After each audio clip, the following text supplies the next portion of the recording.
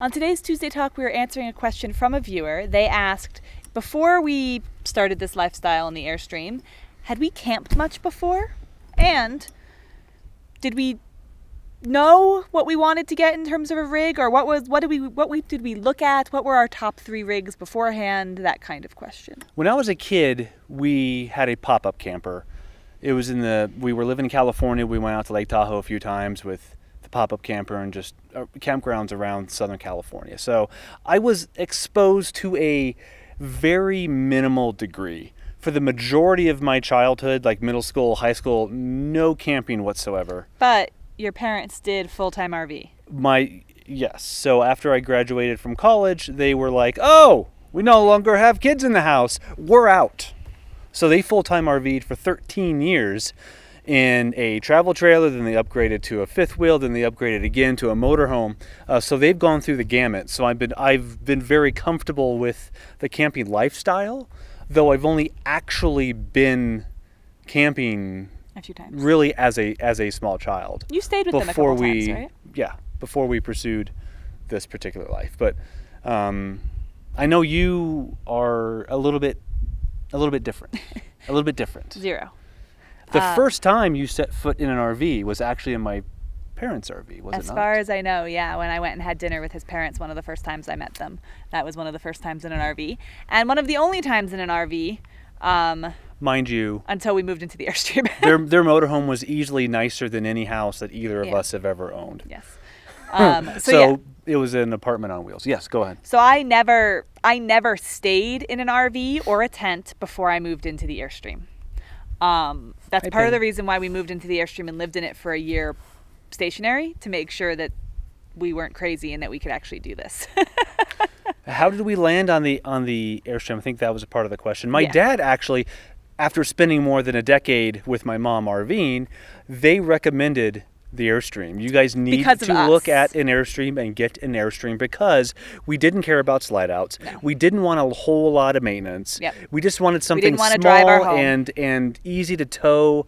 And that's really that's the first, I guess, guiding light toward eventually getting our 2005 Airstream Classic. We went and looked at a few RVs, but not anything serious, just kind of browsing through the lots in Tucson, and nothing stuck out to us.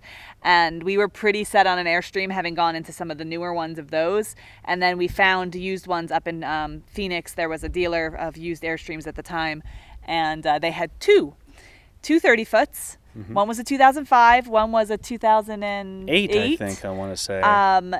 Classic 2005 is the one we ended up going with. The 2008 was a... Strangely enough, that 2008... Flying Cloud, I think. ...was bought by The More We Explore. It was. Another RV channel. That very rig that we walked in was bought by them. That was a couple rigs ago for them. Yeah. But they ended up buying that one. But that was a really good option for us, too. It just wasn't the right time for us. Yeah. But yeah. So we were pretty set in Airstream from the get-go because of our criteria, which were... We didn't want slide outs. We wanted as few mechanical parts as possible. We wanted everything to be manual. We didn't want to drive our home because we didn't want to deal with another engine or have our home go into the shop. We're like a Class A, a motorhome. Yeah. And we wanted to fit as many places as possible, so we wanted to be as small and as short as possible, which got rid of fifth wheels. So yes. So yeah, we kind of knew what we wanted, and it ended up working out well. Most people. You will not stick with your first rig, as you heard from Steve's parents' story. Most people don't. And eventually, who knows, we may change out the Airstream. But we've had it and lived in it for 3+ years, and we still love it. Yeah, we have looked at other rigs since we moved into the Airstream. And the quality just... You don't tend to go from an Airstream to a non-Airstream because you don't like the quality. Yeah. You tend to do that because you just want more space. And we're just not at that point yet, so that didn't happen. But yeah, we're very, very happy with the choice we made. We are. So hopefully that answered your question. If you have a question for a future Tuesday Talk, please leave it in the comments below. Like this video if you like it. Subscribe if you haven't already. Share it with somebody, whoever, just somebody. Because this one might actually be interesting to other RVers. Just go through your Rolodex manually, just randomly pick somebody, share it. Or pick somebody you think it would actually help. But and we will see you next time. Better. Yeah. Bye. What she said, that's better. Don't just randomly choose somebody. That doesn't work. Where's my dog? I don't know where your dog is. She probably went back inside.